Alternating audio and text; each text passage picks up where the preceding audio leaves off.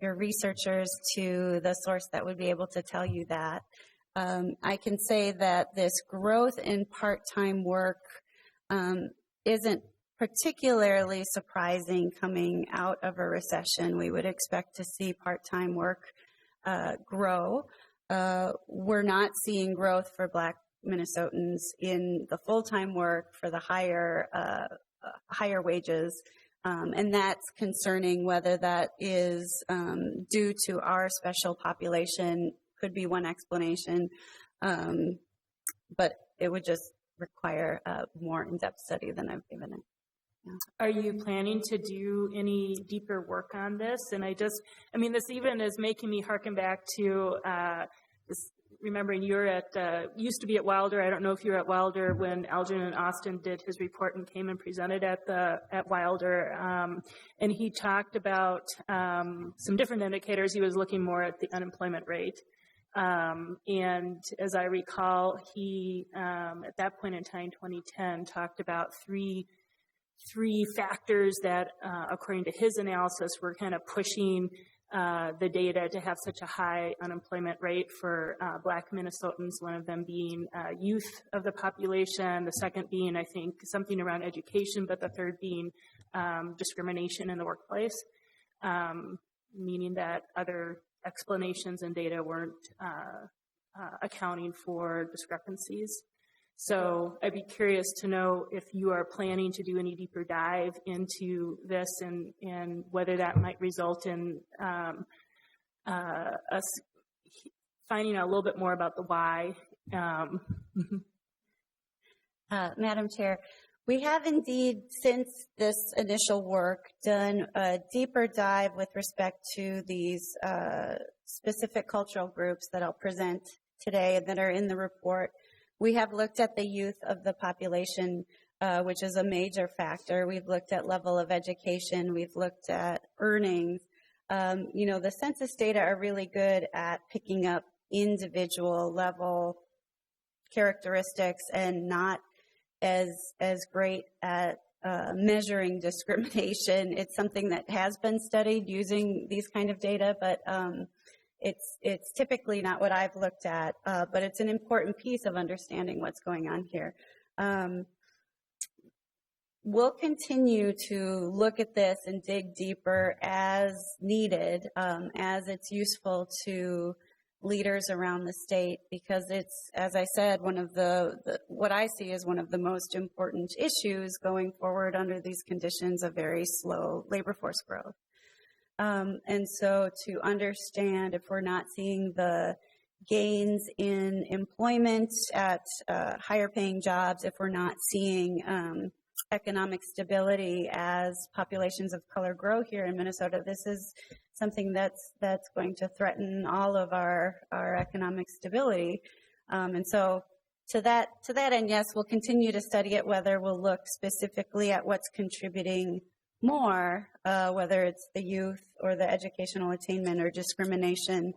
That sounds like a dissertation to me, but it can be done. Yeah. Would you like me to continue, or did you have more questions? Okay. I'm not seeing others with questions.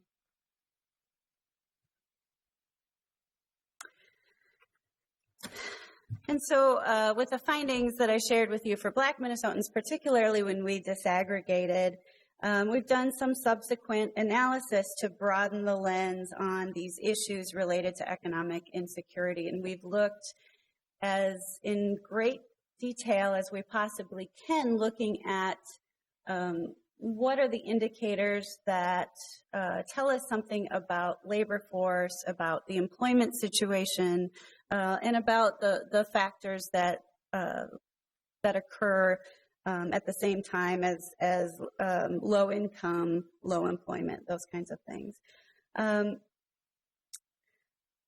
We did our best to take a more nuanced look at diversity, cultural diversity, than the 5 major groups and ethnic groups that I've been sharing with you: American Indian, Asian, African American, or Black, Hispanic, and white, because we think it's an important piece of that story. And every year our office puts out an annual report, and this year we focused on the economic status of Minnesotans, and we chose to look at the 17 largest cultural groups, what we're calling cultural groups here in Minnesota. Our aim was to better understand and go in depth to the extent that we could to understand these economic disparities in Minnesota. And in order to do that, we constructed these cultural groups that are specific to Minnesota in a manner intended to be more useful to us here than what the Census Bureau typically produces. So the data that are included in this chart book and the data that I will present for the remainder of my presentation today are based on responses to the American Community Survey between 2010 and 2014. It's 5 years of the most recent data that we've pulled together to be able to make the more robust estimate of economic status across all of these groups. And while we have new details in this report about specific groups of Minnesotans, these data can't ever tell the whole story. Many important factors aren't captured by the census survey, and the whole universe of institutional and community level characteristics that structure inequity are not fully visible or well understood. So much of what we see in these new data echo things that we already knew. And so I present the numbers to you with some humility, knowing that we don't need any more data to tell us that disparities in well-being exist in Minnesota or in Minneapolis. But my hope is that the numbers will help guide solutions that are expedient and as efficient as they can be. And so with that, I know it looks, takes a little bit of getting used to look at the groups that we examined, because we are not used to looking at Minnesota this way. But we constructed the 17 groups that had common cultural ties to the extent that we're able to tell from the data. So we considered survey respondents' race and ethnicity together with questions about birthplace, ancestry, ethnic origin, and we linked children's characteristics to their parents so that we have been able to get a critical mass of these cultural of residents in these cultural groups in order to get a sense for their economic conditions.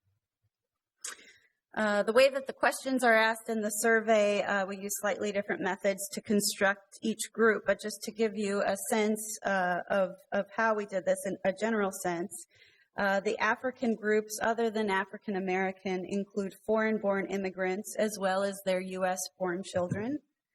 African Americans, according to our definition, includes only U.S.-born blacks and U.S.-born parents.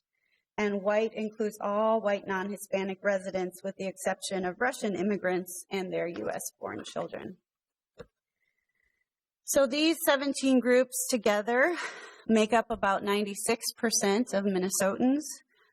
You can see their population sizes reported here.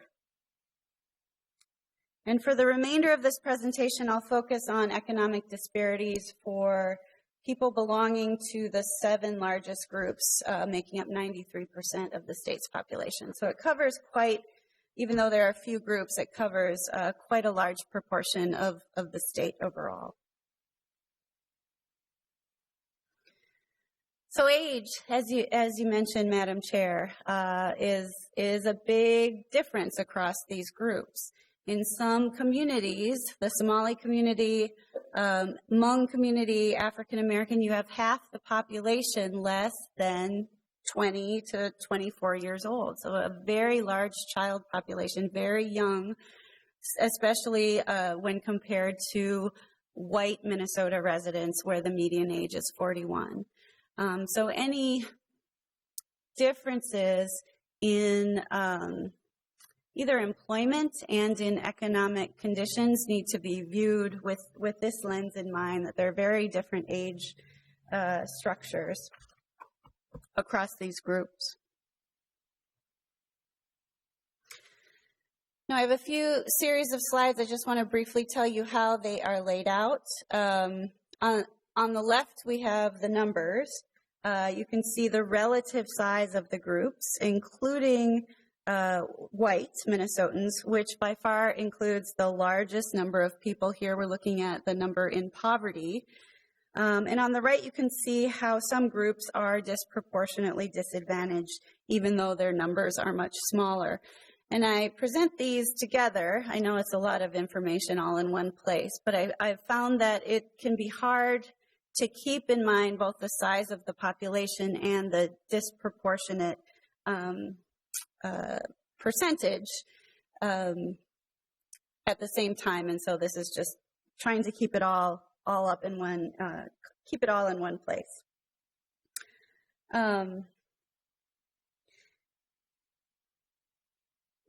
I want to remind you that these come from a sample, and so any small differences you see between groups likely wouldn't be statistically significant, but this should just give you a general sense of the difference that we see across groups.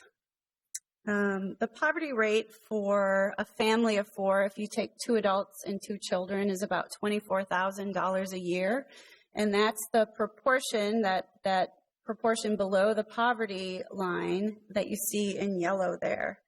Near poverty is, we've defined as twice the poverty rate, so that would be about $48,000 for a family of 4. And the highest rates of poverty that we see are among Somali Minnesotans. The lowest rates are among Asian Indians, and doubling that poverty threshold to near poverty nearly doubles the proportion that are impacted by almost a factor of 2 in many cases. The largest number of people of color in poverty are African American at about 72,000, followed by Mexican Minnesotans at about 47,000.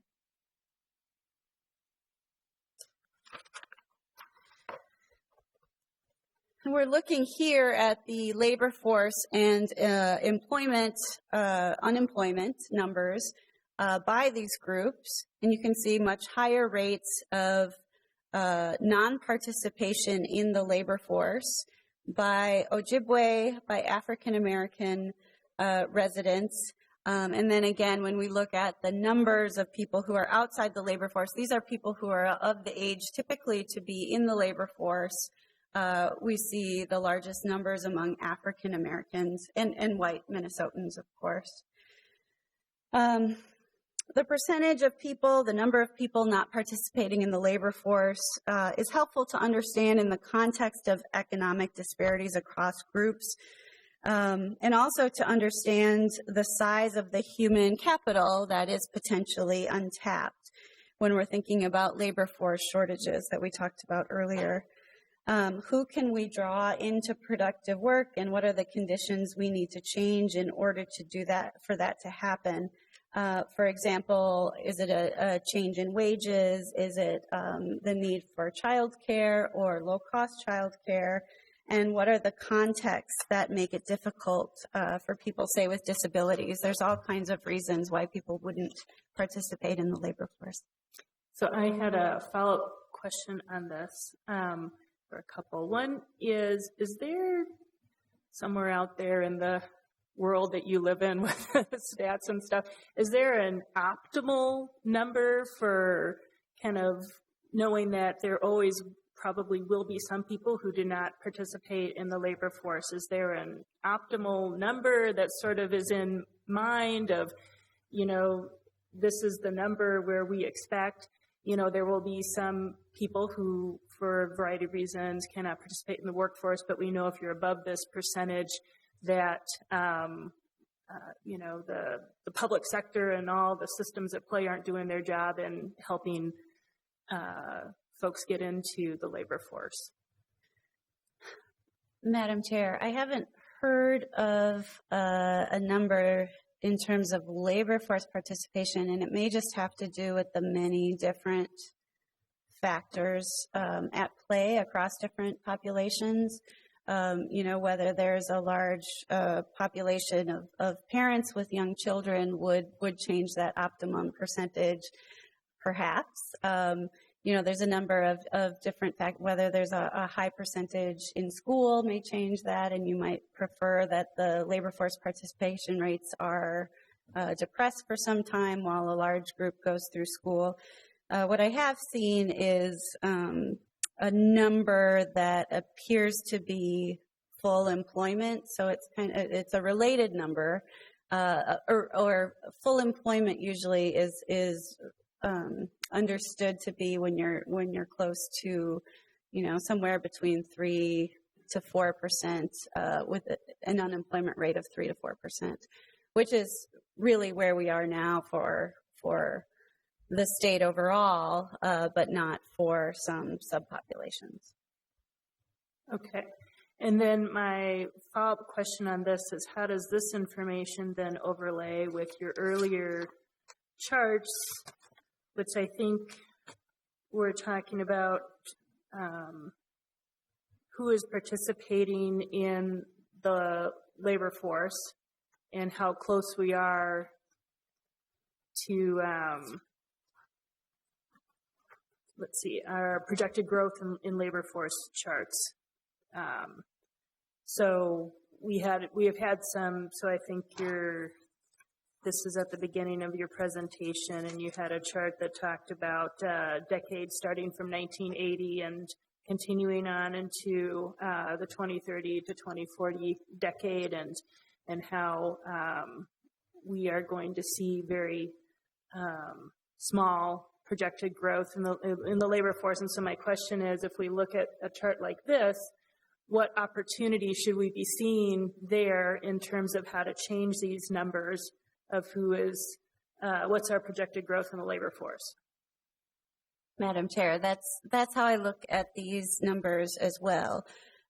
So we're talking about growth in the labor force at just about 8,000 additional people this decade, and we're used to somewhere around 25,000, if we just compare to last decade. So when you look at the numbers here on the left, it gives you a sense of how many people we're talking about that potentially we could draw into the labor force. Perhaps we couldn't, just because of their life circumstances.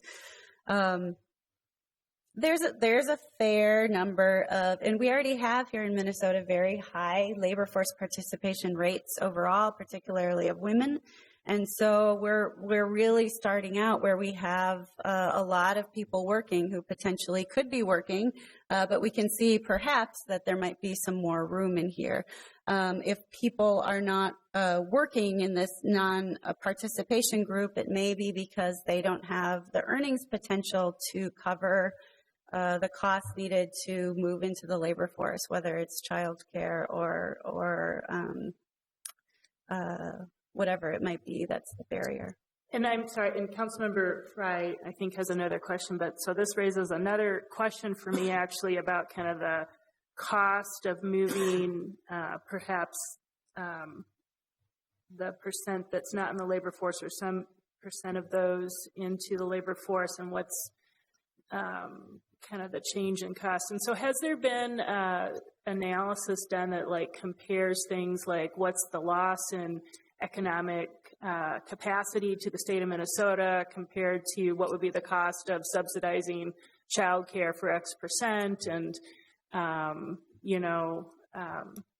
so that kind of is the question that comes from that. Maybe that's more the policy question, of course, of cutting and splicing. What does that mean? But that seems also kind of a question for you of what are those things that are costs of entering the labor force, and then what's the greater cost, perhaps, or not, of economic growth to the state of Minnesota? Madam Chair, I would agree that these are questions that are now being raised that we haven't had to ask before, and I think that I have not seen any analysis done that you sketched out. It may be out there, and I just haven't seen it.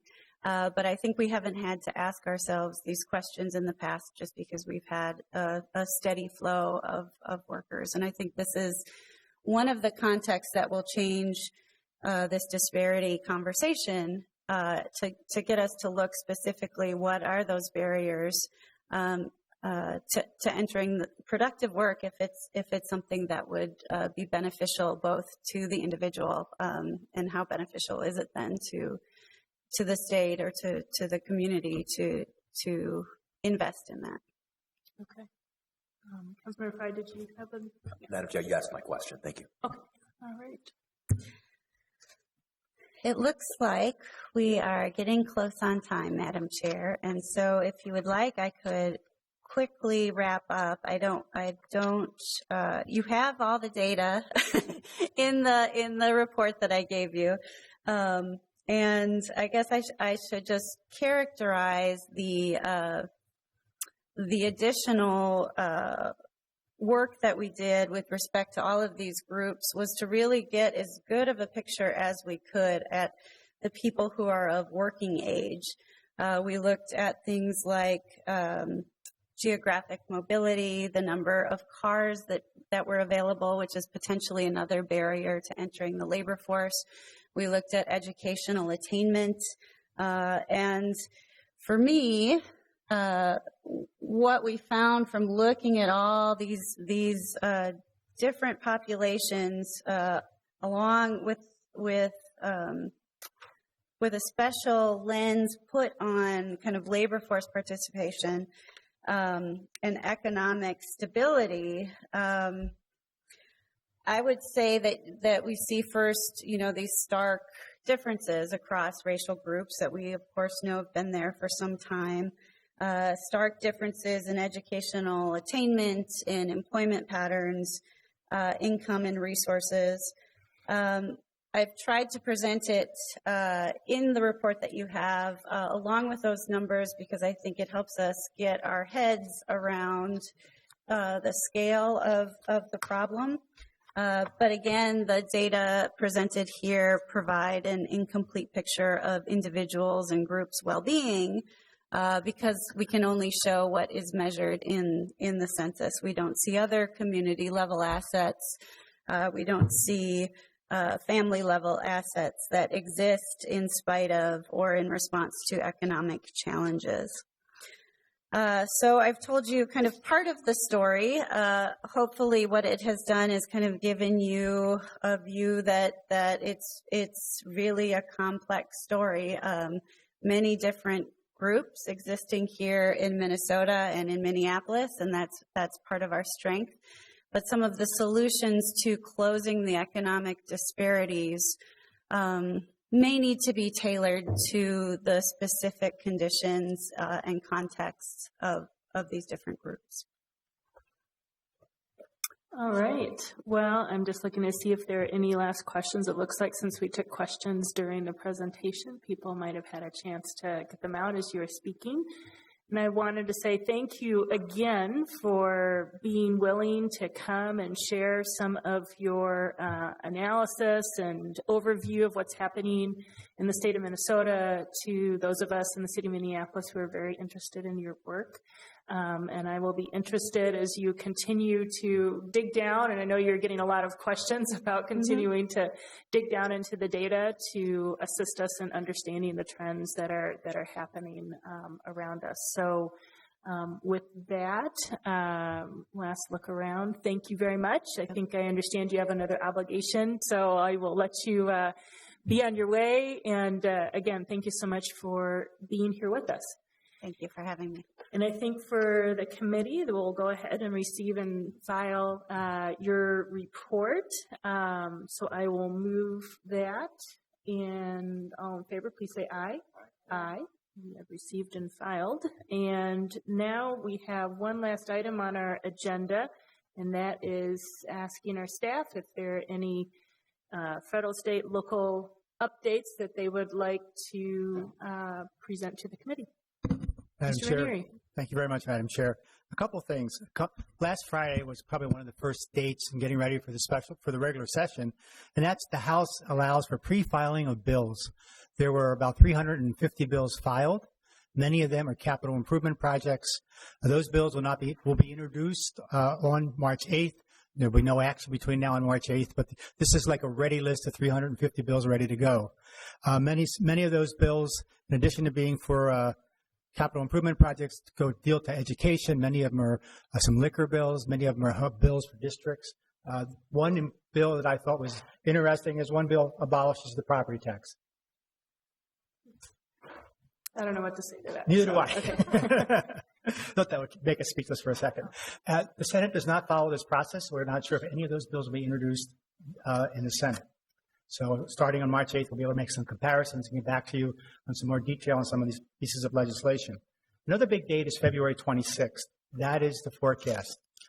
Given the fact that there seems to be a slowdown in the U.S. economy, but Minnesota seems to still be chugging along, it's going to be interesting to see what the numbers are on the 26th of February.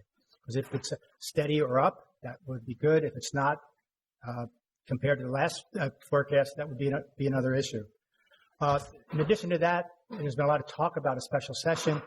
At this point, I don't think one will happen. However, the issues that have been talked about in special session will probably come up again.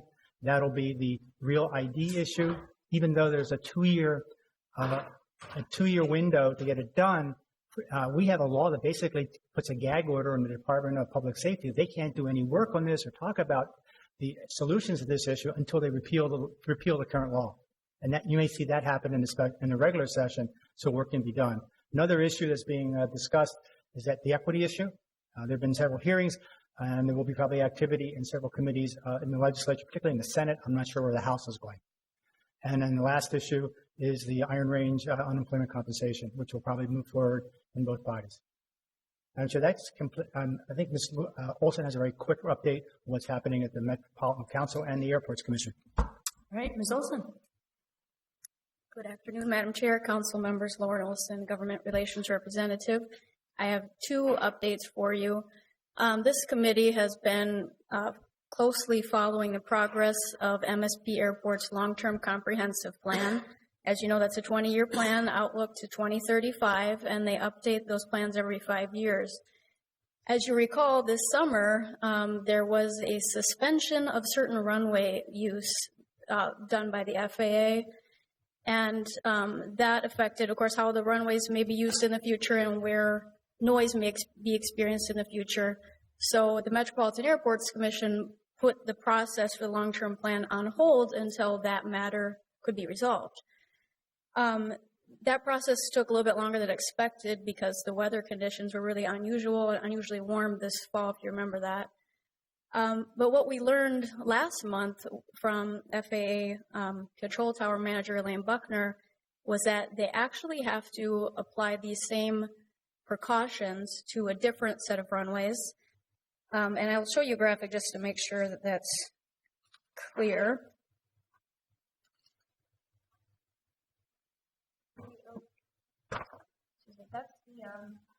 That would be the original condition that we were dealing with the red arrow showing arrivals on runway 35 and the blue arrow showing departures on runway 30 left. So they had to make sure that they wanted to reduce the risk that these planes could conflict if the landing airplane could not safely land and needed to go around.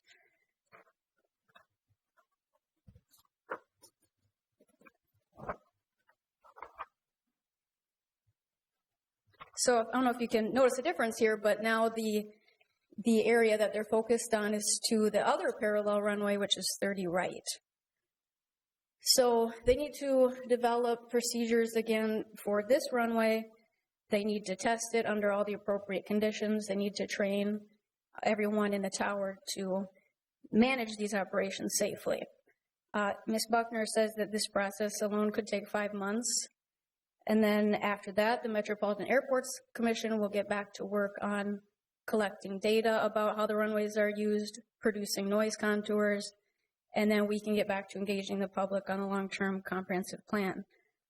This entire process may delay the long-term comprehensive plan up to a year. At this point, there's been no concerns expressed about that delay, and it is prudent to make sure we know what the use of the runways is going to look like into the future. Interestingly, as you may recall, when the first runway suspension occurred, by the way, there's no suspension in place at this time, but when this first came up, it affected our arrival capacity and reduced a little bit the number of arrivals that we could accept in an hour from up to 90 arrivals in an hour to 75. But what's interesting is that this new issue involving runway 30 right, Ms. Buckner doesn't think it will have any effect on capacity. Are there any questions regarding this item? No. Okay. The other item I wanted to talk to you about is the FAA reauthorization bill, which is due at the end of March for renewal. We've talked a little bit in this committee about our concerns about proposals that have been talked about for privatizing air traffic control. But at that point, there was a lot of talk, but not a lot of substance. We finally saw a bill yesterday authored by Representative Schuster, who is the chair of the Transportation and Infrastructure Committee. And the new entity would be called the ATC Corporation, and it would be a federally chartered independent nonprofit. Some people might call that privatization. It would be run by a board that would include a couple representatives from the Department of Transportation, 4 representatives from commercial airlines, a couple people from the general aviation community, and some representatives from air traffic control organizations. And there would be a CEO who would be head of the board. As this has gotten more discussion, though, there's been opposition, more and more opposition growing too. This is something where Minneapolis and Delta are on the same side. Delta thinks that this is basically not a good use of time and money, that air traffic control is a pretty good job, does an efficient job as it is, and that a level of accountability that air traffic control has by being part of the government is a good thing that produces better results. And we also agree that we think accountability is necessary. One of the reasons why people are